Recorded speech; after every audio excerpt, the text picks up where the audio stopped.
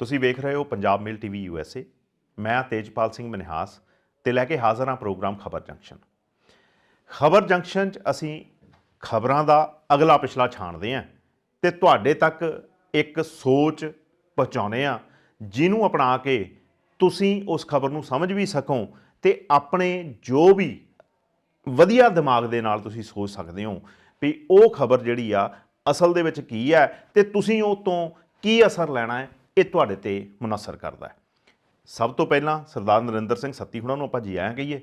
ਸੱਤੀ ਸਾਹਿਬ ਜੀ ਆਇਆਂ ਨੂੰ ਸਤਿ ਸ਼੍ਰੀ ਅਕਾਲ। ਤੇਜਪਾਲ ਜੀ ਸਤਿ ਸ਼੍ਰੀ ਅਕਾਲ, ਦਰਸ਼ਕਾਂ ਨੂੰ ਵੀ ਮੇਰੇ ਵੱਲੋਂ ਸਤਿ ਸ਼੍ਰੀ ਅਕਾਲ।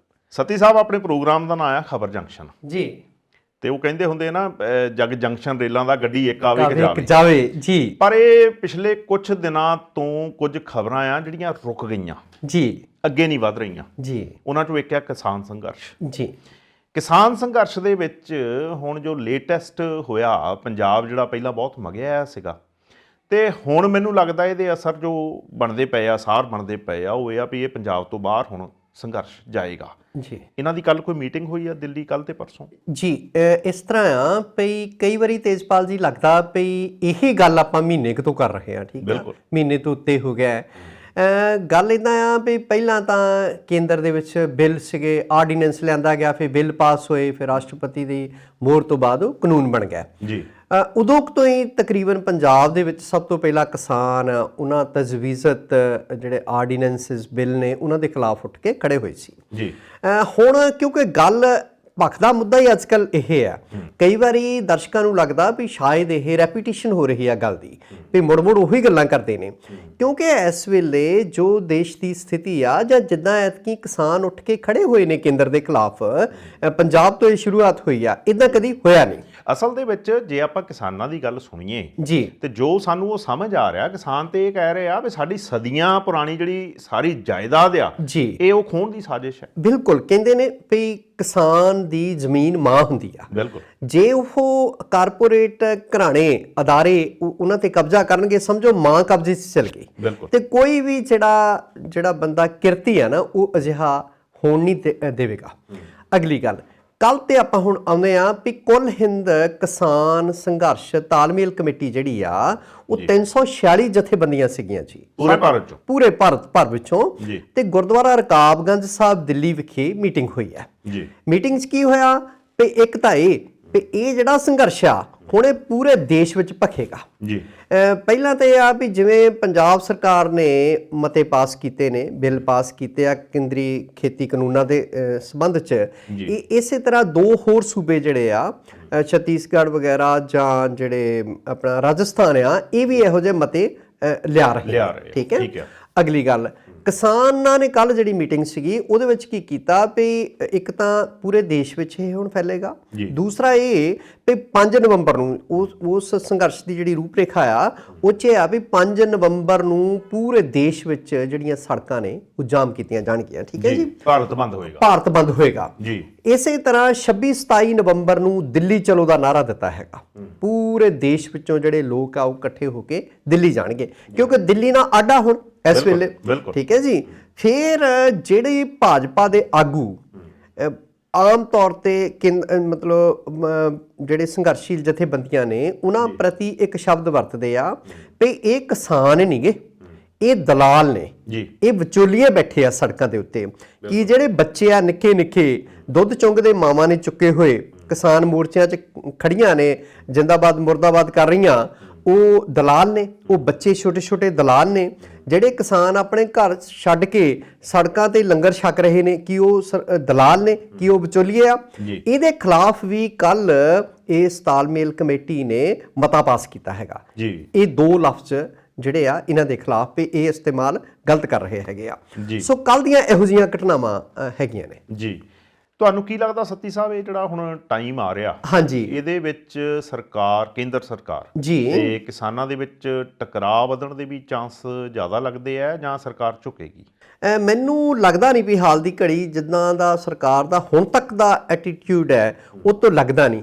ਔਰ ਕੱਲ ਤੇਜਪਾਲ ਜੀ ਇੱਕ ਇਹ ਵੀ ਹੋਇਆ ਵੀ ਇੱਕ ਨਾ ਜਿਹੜਾ ਤਾਲਮੇਲ ਕਮੇਟੀ ਵੀ ਸਾਰੀਆਂ ਜਥੇਬੰਦੀਆਂ ਨੇ 5 ਮੈਂਬਰੀ ਬਣਾਈ ਆ ਜੀ ਇਹਨਾਂ ਮਤਲਬ ਕੇਂਦਰੀ ਖੇਤੀਬਾੜੀ ਕਾਨੂੰਨਾਂ ਤੇ ਤਜਵੀਜ਼ਤ ਜਿਹੜਾ ਬਿਜਲੀ ਬਿੱਲ ਲਿਆ ਜਾ ਰਿਹਾ ਜਿਹੜਾ ਬਾਅਦ ਚ ਕਾਨੂੰਨ ਬਣੇਗਾ ਜਿਵੇਂ ਹੁਣ ਖੇਤੀ ਕਾਨੂੰਨ ਬਣ ਗਿਆ ਧੱਕੇ ਨਾਲ ਇਸ ਤਰ੍ਹਾਂ ਬਿਜਲੀ ਬਿੱਲ ਵੀ ਉਹ ਚ ਕੀ ਆ ਵੀ ਜਿਹੜੀ ਸਬਸਿਡੀ ਵੀ ਮਿਲਦੀ ਹੈ ਜਾਂ ਮੁਫਤ ਬਿਜਲੀ ਵੀ ਆ ਪੰਜਾਬ ਵਾਲੀ ਉਹ ਵੀ ਜਾਂਦੀ ਲੱਗੇਗੀ ਠੀਕ ਹੈ ਜਾਂ ਕਿਸਾਨਾਂ ਨੂੰ ਜਿਹੜੀ ਰੈਤੀ ਦਰ ਤੇ ਆ ਉਹ ਸਭ ਬਿਜਲੀ ਬਿੱਲ ਜੇ ਕਾਨੂੰਨ ਬਣ ਜਾਂਦਾ ਹੈਗਾ ਇਹਦੇ ਖਿਲਾਫ ਵੀ ਇੱਕ ਕਮੇਟੀ ਬਣਾਈ ਗਈ ਹੈਗੀ ਆ ਤਾਲਮੇਲ ਕਮੇਟੀ 5 ਮੈਂਬਰੀ ਜੀ ਸਤੀ ਸਾਹਿਬ ਇਹਦੇ 'ਚ ਮੈਂ 2 ਗੱਲਾਂ ਕਰਨੀਆਂ ਚਾਹੁੰਦਾ। ਪਹਿਲੀ ਗੱਲ ਤਾਂ ਇਹੋ ਵੀ ਕੀ ਕੇਂਦਰ ਸਰਕਾਰ ਨੂੰ ਲੱਗਦਾ ਵੀ ਉਹ ਜੋ ਚਾਲਾਂ ਚੱਲ ਰਹੀ ਆ ਉਹ ਆਮ ਲੋਕਾਂ ਨੂੰ ਸਮਝ ਨਹੀਂ ਆ ਰਹੀ। ਜਿੱਦਾਂ ਪਹਿਲੀ ਗੱਲ ਤਾਂ ਇਹੋ ਵੀ ਟ੍ਰੇਨਾਂ ਜਿਹੜੀਆਂ ਚੱਲਣੀਆਂ ਚਾਹੀਦੀਆਂ ਸੀ ਕਿਸਾਨ ਤੇ ਪਟੜੀਆਂ ਖਾਲੀ ਕਰ ਗਏ ਜੀ ਇਹਨਾਂ ਨੇ ਉਹ ਟ੍ਰੇਨਾਂ ਨਹੀਂ ਚਲਾਈਆਂ ਜੀ। ਫਿਰ ਪੰਜਾਬ ਸਰਕਾਰ ਨੂੰ ਪੀਯੂਸ਼ ਗੋਇਲ ਜੀ ਕਹਿ ਰਹੇ ਨੇ ਕਿ ਤੁਸੀਂ ਭਾਈ ਸਾਡੇ ਡਰਾਈਵਰਾਂ ਦੀ ਸੁਰੱਖਿਆ ਜਿਹਦਾ ਅੱਜ ਤੱਕ ਕੋਈ ਮਤਲਬ ਇਦਾਂ ਦੀ ਆਪਣੇ ਕੋਲ ਉਦਾਹਰਣ ਨਹੀਂ ਹੈਗੀ ਵੀ ਡਰਾਈਵਰਾਂ ਨੂੰ ਕਿਸੇ ਨੇ ਕੁਝ ਕਿਹਾ ਹੋਵੇ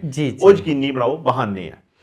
ਦੂਜੀ ਗੱਲ ਮਦਨ ਮੋਹਨ ਮਿੱਤਲ ਜਿਹੜੇ ਪੰਜਾਬ ਬੀਜੇਪੀ ਦੇ ਹੈਗੇ ਆ ਉਹਨਾਂ ਨੇ ਫਿਰ ਉਹੀ ਗੱਲ ਬਾਰ-ਬਾਰ ਰਿਪੀਟ ਕਰ ਰਹੇ ਆ ਵੀ ਇਹ ਵਿਚੋਲੇ ਬੈਠੇ ਨੇ ਮੈਂ ਇਹਨਾਂ ਦੀ ਸੈਂਟਰ ਨਾਲ ਗੱਲ ਕਰਾ ਦਿਆਂ। ਮਤਲਬ ਇਹ ਸਾਰਾ ਕੁਝ ਇਦਾਂ ਨਹੀਂ ਲੱਗਦਾ ਜਿੱਦਾਂ ਮਤਲਬ ਗੱਲ ਨੂੰ ਬਦਲਣ ਦੀ ਕੋਸ਼ਿਸ਼ ਨੇ। ਦੇਖੋ ਇਹ ਸਾਰਾ ਕੁਝ ਜਿਹੜਾ ਨਾ ਸੰਘਰਸ਼ ਦੀ ਧਾਰ ਨੂੰ ਖੁੰਡਾ ਕਰਨ ਦੇ ਯਤਨ ਨੇ ਜੀ। ਪਹਿਲੀ ਗੱਲ ਤਾਂ ਕਿਸਾਨਾਂ ਨੂੰ ਵਿਚੋਲੇ ਦੱਸਣਾ ਦਲਾਲ ਦੱਸਣਾ ਬਿਲਕੁਲ ਇਹ ਕਿੱਥੋਂ ਦੀ ਅਕਲਮੰਦੀ ਆ ਭਾਜਪਾ ਆਗੂਆਂ ਦੀ ਜੀ। ਦੂਸਰਾ ਮਦਨ ਮੋਹਨ ਮਿੱਤਲ ਮੰਤਰੀ ਰਹੇ ਨੇ ਸੀਨੀਅਰ ਆਗੂ ਆ ਘੱਟੋ ਘੱਟ ਉਹਨਾਂ ਨੂੰ ਤਾਂ ਸੋਚ ਵਿਚਾਰ ਕੇ ਇਹੋ ਜਿਹੀ ਕੋਈ ਗੱਲ ਕਰਨੀ ਚਾਹੀਦੀ ਆ। ਦੂਸਰਾ ਭਾਜਪਾ ਦੀਆਂ ਬੀਬੀਆਂ ਮੁਜ਼ਾਹਰੇ ਕਰ ਰਹੀਆਂ ਕੀ ਤੁਕ ਬਣਦੀ ਆ ਉਹਨਾਂ ਦੇ ਮੁਜ਼ਾਹਰਿਆਂ ਦੀ। ਉਹਨਾਂ ਨੇ ਜਦੋਂ ਉਹਨਾਂ ਨੂੰ ਆਟੇ ਦਾਲ ਦਾ ਭਾਅ ਪਤਾ ਲੱਗਣਾ ਨਾ 6 ਮਹੀਨਿਆਂ ਬਾਅਦ ਜਦੋਂ ਇਹ ਕਾਨੂੰਨ ਪੂਰੀ ਤਰ੍ਹਾਂ ਲਾਗੂ ਹੋ ਗਏ ਫਿਰ ਉਹਨਾਂ ਨੇ ਇਹਨਾਂ ਕਿਸਾਨਾਂ ਮਜ਼ਦੂਰਾਂ ਵੱਲ ਨਹੀਂ ਦੇਖਣਾ। ਉਹਨਾਂ ਨੂੰ ਚਾਹੀਦਾ ਵੀ ਇਹ ਨਾ ਮੁਜ਼ਾਹਰੇ ਜਿਹੜੇ ਆ ਉਹ ਉੱਥੇ ਜਾ ਕੇ ਦਿੱਲੀ ਕਰਨ ਕੇਂਦਰੀ ਹਕੂਮਤ ਦੇ ਖਿਲਾਫ।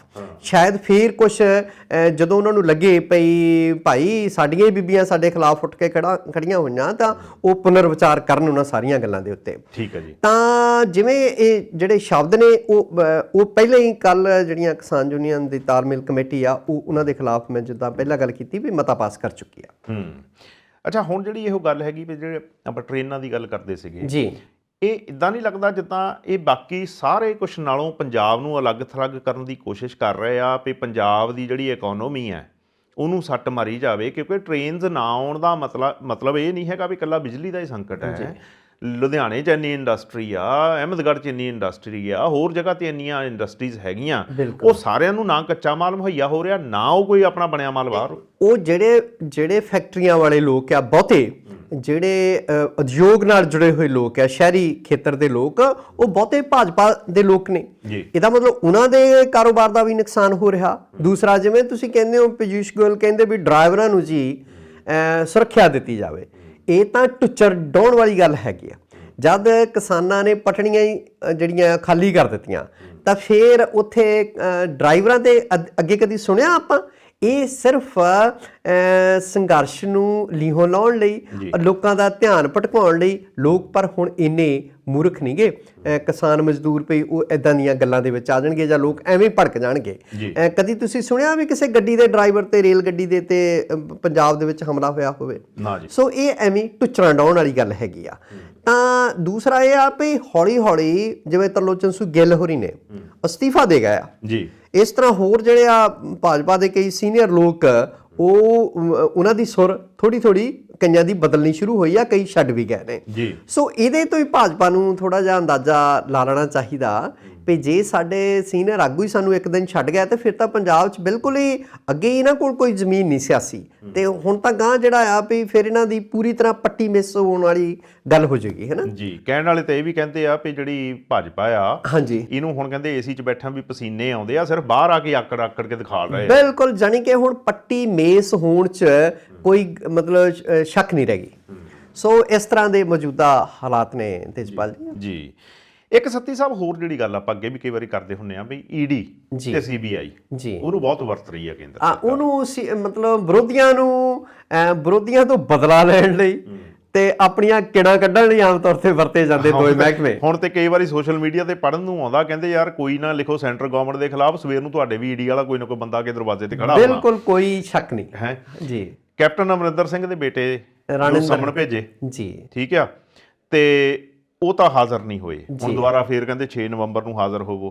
ਤੇ ਦੂਜੇ ਪਾਸੇ ਜਿਹੜੀ ਇੱਕ ਹੋਰ ਚਲਦੀ ਖਬਰ ਆ ਵੀ ਜਿਹੜੇ ਸਿੰਗਰਸ ਆ ਨਾ, ਜਿਹੜੇ ਇਸ ਸੰਘਰਸ਼ 'ਚ ਸਾਥ ਦੇ ਰਹੇ ਆ ਕਿਸਾਨਾਂ ਦਾ, ਜੀ ਕਹਿੰਦੇ ਜੀ ਉਹਨਾਂ ਤੇ ਵੀ ਨਿਸ਼ਾਨੀਆਂ ਲਾ ਰਹੀਆਂ, ਹੋ ਸਕਦਾ ਈਡੀ ਹੁਣ ਉਧਰ ਨੂੰ ਵੀ ਤੁਰ ਪਵੇ। ਉਹ 'ਚ ਕੋਈ ਦੇਖੋ ਜਿਹੜੇ ਕੈਪਟਨ ਸਾਹਿਬ ਦੇ ਬੇਟੇ ਨੇ ਰਾਣਿੰਦਰ ਹੁਣੀ, ਉਹ ਤਾਂ ਪੇਸ਼ ਨਹੀਂ ਹੋਏ। ਉਹ ਕਹਿੰਦੇ ਇਦਾਂ ਦੇ ਸਾਨੂੰ ਸੁਮਨ ਕਿਤੇ ਕੋਈ ਪਹਿਲੀ ਵਾਰੀ ਨਹੀਂ ਆਉਂਦੇ ਜਾਂਦੇ ਰਹਿੰਦੇ ਆ ਜੀ। ਸੋ ਉਹ ਕਈ ਵਾਰੀ ਮੈਨੂੰ ਉਹਨਾਂ ਦੇ ਜਿਹੜਾ ਰਵੱਈਆ ਆ ਉਹ ਰਾਜਾ ਵਰਗਾ ਹੀ ਲੱਗਦਾ ਸੱਚਮੁੱਚ, ਵੀ ਹਾਲਾਂਕਿ ਰਾਜਾਸ਼ਾਹੀ ਖਤਮ ਹੋ ਚੁੱਕੀ ਹੈ ਪਰ ਉਹ ਰਾਜੇ ਹੀ ਨਹੀਂ, ਤਾਂ ਉਹ ਬਾਹਲੀ ਪਰਵਾਹ ਨਹੀਂ ਕਰਦੇ, ਕੁਛ ਨਹੀਂ ਇਹਨਾਂ ਨੇ ਵਿਗਾੜਨਾ ਇਹਨਾਂ ਦਾ, ਠੀਕ ਹੈ।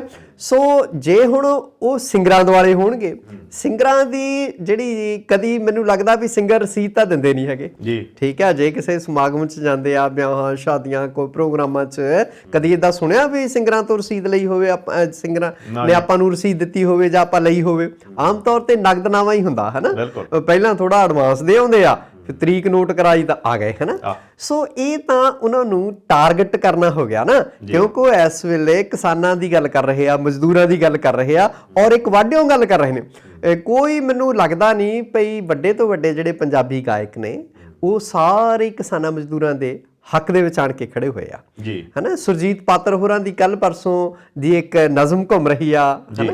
ਉਹ ਕੈਨੇਡਾ ਤੋਂ ਰੇਡੀਓ ਸਰਗਮ ਨੇ ਜਾਂ ਕੋਈ ਹੋਰ ਆ, ਉਹ ਇਸ ਤਰ੍ਹਾਂ ਮਤਲਬ ਵੱਖ-ਵੱਖ ਜਿਹੜਾ ਮੀਡੀਆ ਤੇ ਘੁੰਮ ਰਹੀ ਹੈਗੀ ਆ। ਸੋ ਇਹ ਤਾਂ ਐਵੇਂ ਹੋਸ਼ੇ ਹੱਥ ਕੰਡੇ ਹੋਣਗੇ ਕੇਂਦਰ ਦੇ, ਜੇ ਐਨਫੋਰਸਮੈਂਟ ਡਾਇਰੈਕਟੋਰੇਟ ਜਿਹੜੇ ਆ ਉਹ ਸਿੰਗਰਾਂ ਦੇ ਘਰਾਂ ਤੇ ਜਾਂ ਮਤਲਬ ਦਫ਼ਤਰਾਂ ਤੇ ਛਾਪੇ ਮਾਰਨਗੇ ਜੀ।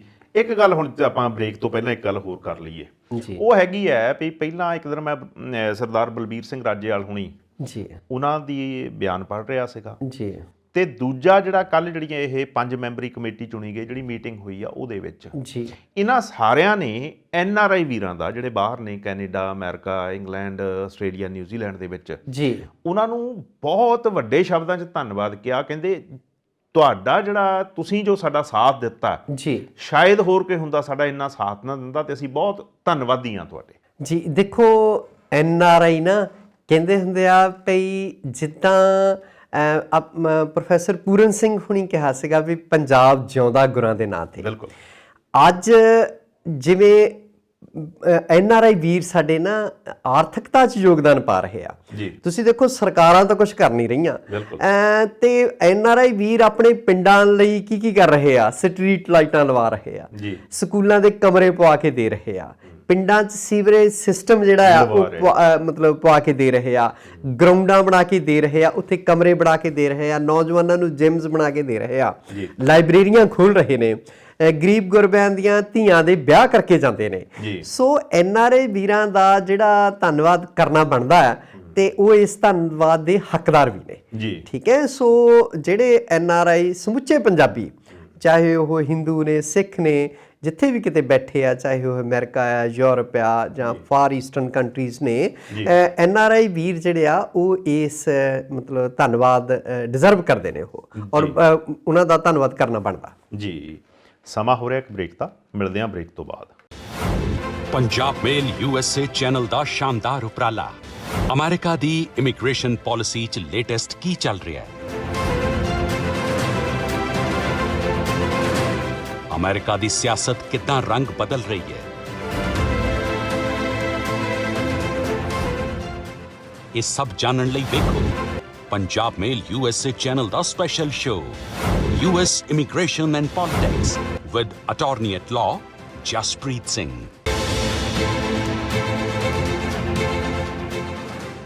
ਪੰਜਾਬ ਮੇਲ TV USA ਦੇਖ ਰਹੇ ਸਾਰੇ ਦਰਸ਼ਕਾਂ ਦਾ ਬ੍ਰੇਕ ਤੋਂ ਬਾਅਦ ਇੱਕ ਵਾਰ ਫਿਰ ਸਵਾਗਤ ਹੈ। ਸਰਦਾਰ ਸੱਤੀ ਹੁਣੀ ਸਾਡੇ ਨਾਲ ਬਣੇ ਹੋਏ ਆ, ਵੱਧਦੇ ਹਾਂ ਅਗਲੀ ਖਬਰ ਵੱਲ ਜੀ। ਸੱਤੀ ਸਾਹਿਬ ਇੱਕ ਆਪਣੇ ਆਇਓ ਸੀਗੇ ਵਿਦੇਸ਼ ਮੰਤਰੀ USA ਤੋਂ ਵੀ ਜੀ, ਤੇ ਇੱਥੇ ਮੀਟਿੰਗਾਂ ਵੀ ਹੋਈਆਂ, ਤੇ ਕਹਿੰਦੇ ਕੋਈ ਸਮਝੌਤੇ ਵੀ ਹੋਏ ਆ ਜੀ। ਕੀ ਹੋਇਆ ਆਪਸ ਦੇ ਵਿੱਚ ਸਮਝੌਤੇ? ਇਸ ਤਰ੍ਹਾਂ ਆ ਵੀ ਕੱਲ ਹੀ ਅਮਰੀਕਾ ਦੇ ਵਿਦੇਸ਼ ਮੰਤਰੀ ਮਾਈਕ ਪੋਂਪੀਓ ਤੇ ਮਾਰਕ ਟੀ ਐਸਪਰ ਜਿਹੜੇ ਉਹਨਾਂ ਦੇ ਰੱਖਿਆ ਮੰਤਰੀ ਨੇ, ਤਾਂ ਉਹਨਾਂ ਦੇ ਗਾਂ ਹਮਰੁਤਬਾ ਹਿੰਦੁਸਤਾਨ 'ਚ SJ ਸ਼ੰਕਰ ਹੁਰੀ ਤੇ ਰਾਜਨਾਥ ਸਿੰਘ ਹੁਰੀ ਕੱਲ 5 ਸਮਝੌਤੇ ਸਹੀਬੰਦ ਹੋਏ ਨੇ ਦਿੱਲੀ 'ਚ, ਔਰ ਇਹ ਭਾਰਤ ਤੇ ਜਿਹੜਾ ਅਮਰੀਕਾ ਆ ਉਹਦੇ ਦਰਮਿਆਨ ਇਸ ਗੱਲ ਨੂੰ ਬਹੁਤ ਚੰਗੇ ਰੂਪ 'ਚ ਲਿਆ ਜਾ ਰਿਹਾ ਵੀ ਅਮਰੀਕਾ ਤੇ ਭਾਰਤ ਹੁਣ ਇੱਕ ਆ ਔਰ ਅਮਰੀਕਾ ਦੇ ਇਹਨਾਂ ਨੇ ਵਾਅਦਾ ਕੀਤਾ ਵੀ ਪ੍ਰਭੂ ਸੱਤਾ ਜਿਹੜੀ ਭਾਰਤ ਦੀ ਉਹਦੀ ਰੱਖਿਆ ਅਮਰੀਕਾ ਮਤਲਬ ਉਹਦੀ ਰੱਖਿਆ ਕਰੇਗਾ, ਭਾਵੇਂ ਰਲ ਕੇ ਜਾਣੀ ਕਿ ਦੋਵੇਂ ਜਿਹੜੇ ਆ ਸਾਥ ਦੇਣਗੇ, ਠੀਕ ਹੈ, ਸੋਵਰੇਨਿਟੀ ਜਿਹੜੀ ਇੰਡੀਆ ਦੀ ਹੈ ਨਾ। ਤੇ ਉਹਨਾਂ ਨੇ ਮੋਦੀ ਸਾਹਿਬ ਦੇ ਨਾਲ ਵੀ ਮੁਲਾਕਾਤ ਕੀਤੀ ਆ, ਪੋਂਪੀਓ ਸਾਹਿਬ ਨੇ ਤੇ ਐਸਪਰ ਹੋਰੀ। ਤਾਂ 5 ਸਮਝੌਤੇ ਜਿਹੜੇ ਸਹੀ ਬੰਦ ਹੋਏ ਆ ਉਹਨਾਂ 'ਚ ਮੋਟੇ ਤੌਰ ਤੇ ਇੱਕ ਤਾਂ ਇਹ ਆ ਵੀ ਜਿਹੜੀ ਉਪਗ੍ਰਹਿ ਡੇਟਾ ਆ ਉਹ ਇੱਕ ਦੂਜੇ ਨਾਲ ਸਾਂਝੀ ਕਰਿਆ ਕਰਨਗੇ ਔਰ ਇਸੇ ਤਰ੍ਹਾਂ ਜਿਹੜੀ ਫੌਜੀ ਤਕਨੀਕ ਆ ਉਹ ਇੱਕ ਦੂਸਰੇ ਨਾਲ ਸਾਂਝੇ ਕਰਨਗੇ। ਤੇ ਨਾਲ ਦੀ ਨਾਲ ਤੇਜਪਾਲ ਜੀ ਹਿੰਦ ਪ੍ਰਸ਼ਾਂਤ ਇੰਡੀਅਨ ਓਸ਼ੀਅਨ ਪੈਸੀਫਿਕ ਜਿਹੜਾ ਖਿੱਤਾ ਆ ਉਹਦੇ ਮਸਲੇ ਨੂੰ ਲੈ ਕੇ ਚੀਨ ਨੂੰ ਦੋਹਾਂ ਮੁਲਕਾਂ ਨੇ ਚੇਤਾਵਨੀ ਵੀ ਦਿੱਤੀ ਆ ਭਈ ਥੋੜਾ ਆਪਣਾ ਹਿਸਾਬ ਕਿਤਾਬ ਨਾਲ ਰਹੇ, ਕਿਉਂਕਿ ਚੀਨ ਕਈ ਵਾਰੀ ਇਹਨਾਂ ਖਿੱਤਿਆਂ ਦੇ ਵਿੱਚ ਆਪਣੇ ਸਮੁੰਦਰੀ ਫੌਜ ਰਾਹੀਂ ਦਖਲਅੰਦਾਜ਼ੀ ਕਰਦਾ ਹੈਗਾ, ਠੀਕ ਹੈ। ਤੇ ਪਿੱਛੇ ਜਿਹੇ ਨੇ ਤਾਂ ਅਮਰੀਕਾ ਨੇ ਆਪਣੇ ਬੇੜੇ ਵੀ ਲਿਆਣ ਕੇ ਜਿਹੜੇ ਆ ਉਹ ਚੀਨੀ ਸਾਗਰ ਦੇ ਨੇੜੇ ਤੱਕ ਲੈ ਆਏ ਸੀਗੇ, ਜੰਗੀ ਬੇੜੇ, ਹਨਾ। ਤੇ ਅਗਲੀ ਗੱਲ ਇਹ ਆ ਵੀ ਜਿਹੜੇ ਗਲਵਾਨ ਵਾਦੀ 'ਚ ਆਪਣੇ ਪਿੱਛੇ ਮਾਰੇ ਗਏ ਸੀਗੇ ਨੌਜਵਾਨ ਜਦੋਂ ਝੜਪਾਂ ਹੋਈਆਂ ਨੇ ਚੀਨੀ ਫੌਜੀਆਂ ਦੇ ਨਾਲ ਵੀ, ਉਹਨਾਂ ਨੂੰ ਵੀ ਕੱਲ ਉਹਨਾਂ ਦੇ ਰੱਖਿਆ ਮੰਤਰੀ ਵੱਲੋਂ ਸ਼ਰਧਾਂਜਲੀ ਭੇਟ ਕੀਤੀ ਗਈ ਹੈ ਜੀ। ਇਹ ਵੱਡੀ ਗੱਲ ਹੈ, ਇਸ ਗੱਲ ਨੂੰ ਬਹੁਤ ਅਮਰੀਕਨ ਜਿਹੜੇ ਆ 2 ਰੱਖਿਆ ਮੰਤਰੀ ਤੇ ਵਿਦੇਸ਼ ਮੰਤਰੀ ਇੱਥੇ ਆਏ ਹੋਣ, ਸਮਝੌਤੇ ਸਹੀਬੰਦ ਹੋਣ ਤੇ ਉਹ ਸਾਡੇ ਜਵਾਨਾਂ ਨੂੰ ਸ਼ਰਧਾਂਜਲੀ ਭੇਟ ਕਰਨ, ਇਹ ਕੱਲ ਦੀਆਂ ਗੱਲਾਂ ਆ। ਔਰ ਪ੍ਰਭੂ ਸੱਤਾ ਦੀ ਰੱਖਿਆ ਲਈ, ਸੋਵਰੇਨਿਟੀ ਦੀ ਰੱਖਿਆ ਲਈ ਉਹ ਸਾਡਾ ਹੁਣ ਸਾਥ ਦੇਣਗੇ। ਮੋਟੇ ਤੌਰ ਤੇ ਇਹ ਗੱਲ ਹੈ ਜੀ। ਸਤੀ ਸਾਹਿਬ, ਜੰਮੂ ਕਸ਼ਮੀਰ ਜੀ ਪਹਿਲਾਂ ਇੱਕ ਰਾਜ ਸੀ, ਰਾਜ ਤੋੜਿਆ, ਉਹਨੂੰ 2 ਜਿਹੜੇ ਕੇਂਦਰ ਸ਼ਾਸਿਤ ਪ੍ਰਦੇਸ਼ ਬਣਾਤਾ, ਹਾਂਜੀ, ਯੂਨੀਅਨ ਟੈਰੀਟਰੀ ਜੀ। ਹੁਣ ਕੱਲ ਇੱਕ ਨਵੀਂ ਗੱਲ ਇਹਨਾਂ ਨੇ ਕੀਤੀ ਹੈਗੀ ਆ, ਜਿਹੜੀ ਕਿ ਪਹਿਲਾਂ ਤੋਂ ਕਹਿ ਰਹੇ ਆ 370 ਤੋੜਨ ਦਾ ਜਿਹੜਾ ਮੇਨ ਮਕਸਦ ਇਹੀ ਸੀ ਵੀ ਉੱਥੇ ਕੋਈ ਵੀ ਜ਼ਮੀਨ ਹੁਣ ਖਰੀਦ ਸਕਦਾ ਹੈ। ਜੀ ਜੀ, ਕਿਵੇਂ ਲੱਗਦਾ? ਉਹ ਇਸ ਤਰ੍ਹਾਂ ਆ ਵੀ ਧਾਰਾ 370 ਪਿਛਲੇ ਸਾਲ 5 ਅਗਸਤ ਨੂੰ ਖਤਮ ਹੋ ਗਈ ਸੀ ਔਰ ਉਸ ਪਿੱਛੋਂ 35A ਤੇ 370 ਖਤਮ ਕਰਕੇ ਕਾਨੂੰਨਾਂ 'ਚ ਸੋਧ ਕੀਤੀ ਗਈ। ਪਹਿਲਾਂ ਹੁੰਦਾ ਸੀ ਵੀ ਜਿਹੜਾ ਜੰਮੂ ਕਸ਼ਮੀਰ ਤੋਂ ਬਾਹਰਲੇ ਲੋਕ ਨੇ ਉਹ ਉੱਥੇ ਜ਼ਮੀਨ ਜਾਇਦਾਦ ਨਹੀਂ ਸੀ ਖਰੀਦ ਸਕਦੇ। ਹੁਣ ਵੀ ਉਹ ਖੇਤੀਬਾੜੀ ਲਈ ਜ਼ਮੀਨ ਨਹੀਂ ਖਰੀਦ ਸਕਣਗੇ, ਪਰ ਘਰ ਬਣਾਉਣ ਲਈ ਉਹ ਆਪਣਾ ਕਿਤੇ ਵੀ ਜੰਮੂ ਕਸ਼ਮੀਰ ਖਿੱਤੇ ਦੇ ਵਿੱਚ ਆਪਣਾ ਘਰ ਖਰੀਦ ਸਕਣਗੇ। ਦੇਖੋ, ਇਹਨੂੰ ਜਿਹੜੀ ਜੰਮੂ ਕਸ਼ਮੀਰ ਦੇ ਲੋਕ ਨੇ ਜਦੋਂ ਉਹ ਭਾਰਤ ਦੇ ਨਾਲ ਰਲੇਵਾਂ ਹੋਇਆ ਤੇ ਉਹਦੇ ਵਿੱਚ ਇੱਕ ਤਰ੍ਹਾਂ ਦਾ ਖੁਦ ਮੁਖਤਾਰ ਜਿਹਾ ਸੂਬੇ ਦਾ ਸੀਗਾ, ਪਰ ਭਾਰਤ ਸਰਕਾਰ ਉਹਨਾਂ ਨੂੰ ਕਿਸੇ ਨਾ ਕਿਸੇ ਤਰ੍ਹਾਂ ਸੁੱਖ ਸਹੂਲਤਾਂ ਦੇ ਕੇ ਆਪਣੇ ਨਾਲ ਜੋੜੀ ਰੱਖਿਆ ਹੈਗਾ, ਹਨਾ। ਔਰ ਅੱਜ ਵੀ ਉਹ ਅੱਡ ਤਾਂ ਨਹੀਂ ਹੁੰਦੇ ਨਾ, ਉਹ ਇਹ ਕਹਿੰਦੇ ਨੇ, ਉਹ ਕਹਿੰਦੇ ਪਰ ਸਾਡੀ ਜਿਹੜਾ ਸਪੈਸ਼ਲ ਸਟੇਟਸ ਸੀਗਾ ਵਿਸ਼ੇਸ਼ ਦਰਜਾ ਰਾਜ ਦਾ ਉਹ ਤੁਸੀਂ ਖੋਲਿਆ ਧਾਰਾ 370 ਖਤਮ ਕਰਕੇ। ਤੇ ਜਿਹੜੇ ਲੋਕਲ ਲੋਕ ਆ, ਆਪਾਂ ਕਹਿਣ ਨੂੰ ਜੋ ਮਰਜ਼ੀ ਕਹੀ ਜਾਈਏ, ਉਹ ਇਹਨੂੰ ਐਕਸੈਪਟ ਨਹੀਂ ਕਰਦੇ ਅਜੇ ਵੀ, ਠੀਕ ਹੈ। ਉਹ ਲੁੱਟੇ ਪੁੱਟੇ ਜਿਹੇ ਮਹਿਸੂਸ ਕਰਦੇ ਆ। ਤੇ ਜਿਵੇਂ ਪਿੱਛੇ ਜੇ ਫਾਰੂਕ ਅਬਦੁੱਲਾ ਸਾਹਿਬ ਨੇ ਕਿਹਾ ਸੀਗਾ ਵੀ ਭਾਈ ਇਹਦੇ ਨਾਲੋਂ ਤਾਂ ਸਾਡੇ ਤੇ ਚੀਨ ਵਾਲੇ ਰਾਜ ਕਰ ਲੈਣ। ਹੁਣ ਦੇਖੋ, ਜਦੋਂ ਉੱਥੇ ਵਸਣਾ ਜਾ ਕੇ, ਜੇ ਇਹ ਕੋਈ ਐਡੀ ਕੋਈ ਮਤਲਬ ਸੌਖੀ ਗੱਲ ਨਹੀਂ ਹੈਗੀ ਵੀ ਤੁਸੀਂ ਬਗਾਨੇ ਇੱਕ ਤਰ੍ਹਾਂ ਨਾਲ ਰਾਜ ਤਾਂ ਸਾਡਾ ਹੀ ਆ, ਪਰ ਜੇ ਉਹ ਲੋਕ ਸਾਨੂੰ ਨਫ਼ਰਤ ਕਰਦੇ ਆ ਤਾਂ ਉੱਥੇ ਘਰ ਬਣਾ ਕੇ ਅਸੀਂ ਕਿਹੜਾ ਸੁੱਖ ਮਾਣਾਂਗੇ, ਠੀਕ ਹੈ ਜੀ। ਔਰ ਦੂਸਰਾ ਇਹ ਆ ਵੀ ਮਹਿਬੂਬਾ ਮੁਫਤੀ ਹੋਰੀ ਜਿਹੜੇ ਸਾਬਕਾ ਉਹਨਾਂ ਦੇ ਮੁੱਖ ਮੰਤਰੀ ਨੇ, ਔਰ ਉਮਰ ਫਾਰੂਕ ਹੋਰੀ ਤਾਂ ਇਹਨਾਂ ਨੇ ਵਿਰੋਧ ਕੀਤਾ ਔਰ ਫਾਰੂਕ ਸਾਹਿਬ ਨੇ ਤਾਂ ਇੱਥੋਂ ਤੱਕ ਕਿਹਾ ਤੇਜਪਾਲ ਜੀ ਭਈ ਹੁਣ ਕੇਂਦਰ ਸਰਕਾਰ ਨੇ ਜੰਮੂ ਕਸ਼ਮੀਰ ਨੂੰ ਸੇਲ ਤੇ ਲਾਤਾ ਹੈਗਾ। ਸੋ ਇਹ ਹੁਣ ਆਉਣ ਵਾਲੇ ਸਮਾਂ ਹੀ ਸਿੱਧ ਕਰੇਗਾ ਜਿਹੜਾ ਵੀ ਉਹ ਕਿੰਨੇ ਕੁ ਲੋਕ ਉੱਥੇ ਵਸਦੇ ਆ ਤੇ ਕਿੰਨੇ ਕੁ ਉੱਥੇ ਘਰ ਖਰੀਦਦੇ ਨੇ ਜੀ। ਸੋ ਦੇਖੀਏ। ਸਤੀ ਸਾਹਿਬ, ਜਿੱਦਾਂ ਇਹ ਹੁਣ ਪੰਜਾਬ ਦੀ ਵੀ ਆਪਾਂ ਗੱਲ ਕਰੀਏ, ਜੋ ਕਿਸਾਨਾਂ ਦੇ ਆਪਣੇ ਕਾਨੂੰਨ ਬਣੇ ਆ ਜਾਂ ਇਹ ਕਾਨੂੰਨ ਹੈਗੇ ਨੇ ਜੀ, ਇਹ ਕੀ ਉਸ ਖਿੱਤੇ 'ਚ ਵਸਦੇ ਲੋਕਾਂ ਨੂੰ ਪਹਿਲਾਂ ਰਾਬਤਾ ਕਰਕੇ ਉਹਨਾਂ ਨੂੰ ਮਨਾ ਕੇ, ਉਹਨਾਂ ਨੂੰ ਸਮਝਾ ਕੇ, ਉਹਨਾਂ ਨੂੰ ਆਪਣੇ ਨਾਲ ਰਲਾ ਕੇ ਕਾਨੂੰਨ ਨਹੀਂ ਸੀ ਆਉਣੇ ਚਾਹੀਦੇ? ਇਹ ਜ਼ਬਰਦਸਤੀ ਥੋਪਣ ਵਾਲੀ ਗੱਲ ਨਹੀਂ ਹੋ ਜਾਂਦੀ? ਦੇਖੋ, ਇਹੀ ਤਾਂ ਗੱਲ ਆ, ਜਦ ਤੱਕ ਤੁਸੀਂ ਲੋਕਾਂ ਦਾ ਭਰੋਸਾ ਨਹੀਂ ਜਿੱਤਦੇ। ਕਹਿੰਦੇ ਹੁੰਦੇ ਆ ਭਈ ਰਾਜ ਤਾਂ ਤੁਸੀਂ ਕਿਸੇ ਨੂੰ ਕੈਦ ਕਰਕੇ ਵੀ, ਮਤਲਬ ਇੱਕ ਬੰਦੇ ਨੂੰ ਅੰਦਰ ਚੱਕ ਕੇ ਡੱਕ ਦਿੱਤਾ, ਠੀਕ ਆ, ਉਹਦੀ ਜਿਹੜੀ ਆ ਘੁੰਮਣ ਫਿਰਨ ਦੀ ਆਜ਼ਾਦੀ ਖੋਹ ਲੈਂਦੇ ਹੋ।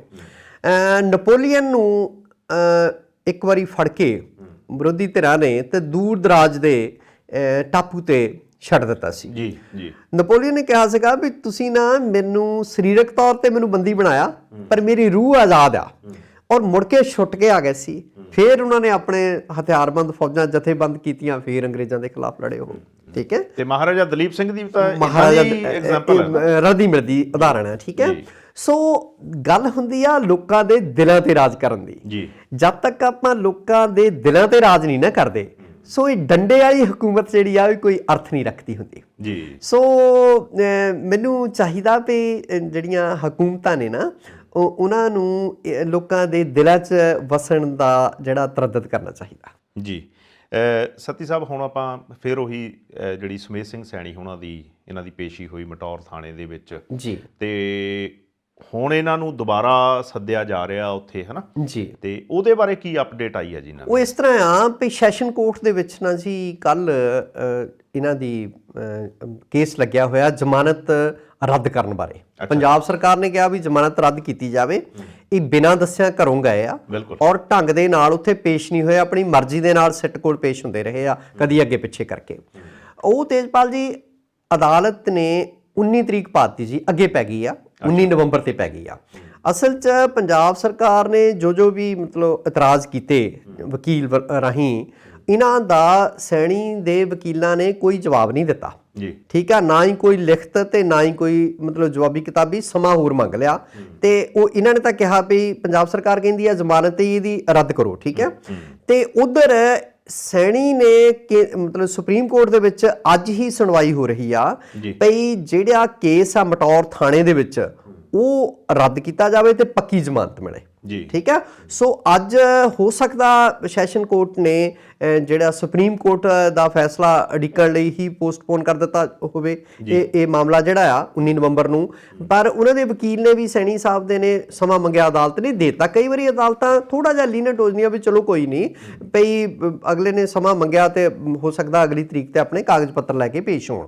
ਪਰ ਸੁਪਰੀਮ ਕੋਰਟ ਦੀ ਜਿਹੜੀ ਅੱਜ ਦੀ ਸੁਣਵਾਈ ਆ ਉਹ ਤੋਂ ਪਤਾ ਲੱਗੇਗਾ ਵੀ ਉਹ ਪੱਕੀ ਜ਼ਮਾਨਤ ਜਿਹੜੀ ਆ ਉਹ ਮਿਲਦੀ ਆ, ਕੇਸ ਰੱਦ ਹੁੰਦਾ ਜਾਂ ਨਹੀਂ ਹੁੰਦਾ ਜੀ। ਸੋ ਕੁੱਲ ਮਿਲਾ ਕੇ ਹੁਣ ਕਾਨੂੰਨ ਦਾ ਜਿਹੜਾ ਸ਼ਿਕੰਜਾ ਆ ਉਹ ਹੀ ਹੁਣ ਉਹ ਕੱਸਦਾ ਜਾ ਰਿਹਾ ਦਿਨ ਬ ਦਿਨ ਜੀ। ਹਾਲਾਂਕਿ ਇਹਨਾਂ ਤੇ ਹੁਣ ਦੂਜੇ ਕੇਸ ਵੀ ਜਿਹੜੇ ਹੈਗੇ ਆ, ਚਾਹੇ ਉਹ ਬਹਿਬਲ ਕਲਾਂ ਗੋਲੀकांड ਵਾਲਾ ਤੇ ਕੋਟਕਪੂਰੇ ਵਾਲਾ ਵੀ ਜਿਹੜਾ ਕੇਸ ਹੈਗਾ, ਬਿਲਕੁਲ ਜੀ, ਉਹਦੇ ਵਿੱਚ ਵੀ ਹੁਣ ਤਾਂ ਨਾਮਜ਼ਦ ਕਰ ਲਿਆ ਗਿਆ ਤੇ ਹੁਣ ਉਹ ਵੀ ਕੇਸ ਸ਼ੁਰੂ ਹੋਣਗੇ ਇਹਨਾਂ ਦੇ। ਬਿਲਕੁਲ। ਪਿੱਛੇ ਉਹ ਵੀ ਕੇਸ ਜਿਹੜਾ ਦਿੱਲੀ ਵਾਲਾ ਕੇਸ ਸੀਗਾ ਇੱਕ ਮਤਲਬ ਉਦਯੋਗਪਤੀ ਨੂੰ ਅਗਵਾ ਕਰਨ ਦਾ, ਉਹ ਕੇਸ ਵੀ ਹੁਣ ਖੁੱਲ ਗਿਆ ਜੀ ਦੁਬਾਰਾ। ਸੋ ਇਸ ਤਰ੍ਹਾਂ ਚੁਫੇਰਿਓਂ ਘਿਰੇ ਹੋਏ ਨੇ। ਤਾਂ ਹੁਣ ਕਿਉਂਕਿ ਮਾਮਲਾ ਅਦਾਲਤਾਂ ਵਿੱਚ ਆ, ਉਹਦੇ ਤੇ ਆਪਾਂ ਤਾਂ ਕੋਈ ਟਿੱਪਣੀ ਨਹੀਂ ਕਰ ਸਕਦੇ, ਤਾਂ ਉਹ ਸਾਰਾ ਕੁਝ ਸਬੂਤਾਂ ਤੇ ਗਵਾਹੀਆਂ ਦੇ ਆਧਾਰ ਤੇ ਜਿਹੜੇ ਆ ਫੈਸਲੇ ਹੁੰਦੇ ਨੇ। ਅੱਜ ਦੇ ਪ੍ਰੋਗਰਾਮ 'ਚ ਇੰਨਾ ਹੀ। ਅਗਲੇ ਪ੍ਰੋਗਰਾਮ ਤੱਕ ਇਜਾਜ਼ਤ ਦਿਓ। ਸਤੀ ਸਾਹਿਬ, ਤੁਹਾਡਾ ਬਹੁਤ ਬਹੁਤ ਧੰਨਵਾਦ ਜੀ। ਤੇਜਪਾਲ ਜੀ।